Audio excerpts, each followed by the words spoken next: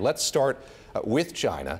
What would amount to a successful outcome of these talks? Is this principally to forge a personal relationship, or are there metrics you'd like to see met on the heels of this meeting in Florida? Well, I think that's the primary purpose for now, setting the table, building rapport, building personal trust, building confidence in each other, and starting to lay out what's really important. These two leaders need to get a good read on each other so they don't miscalculate.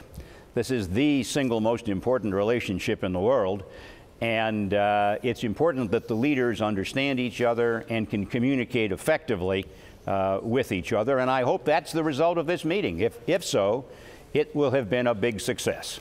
We're looking at live images here of the president walking with the Chinese president on the grounds. Excuse me, this is taped images, not live images. The two of them walking on the grounds of Mar-a-Lago in Florida. They're trying here to forge a personal relationship. As I said, you've been to China with the previous president. How difficult is it to get a sort of spontaneous conversation going when you're dealing with a meeting like this one?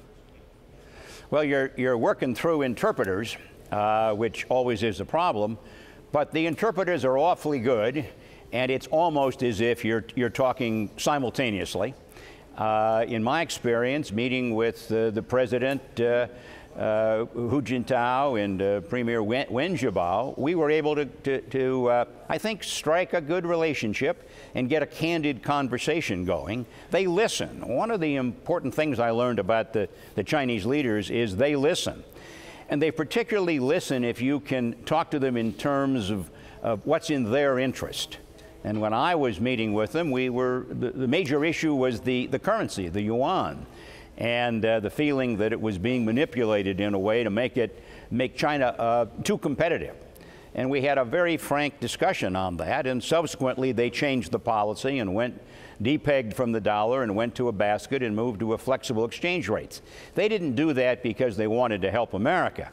They did it because they came to understand that a more flexible exchange rate was in their interest.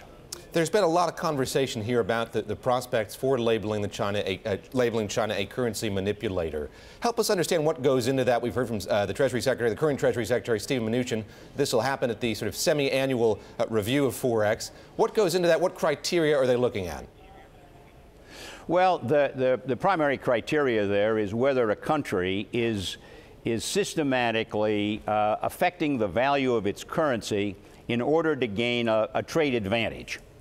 It's a complicated process. It's an involved process. I think the president made a wise decision to hand that issue off to the Treasury and let the experts at the Treasury wrestle with the factual and analytical case there, rather than to make it purely an ad hoc decision.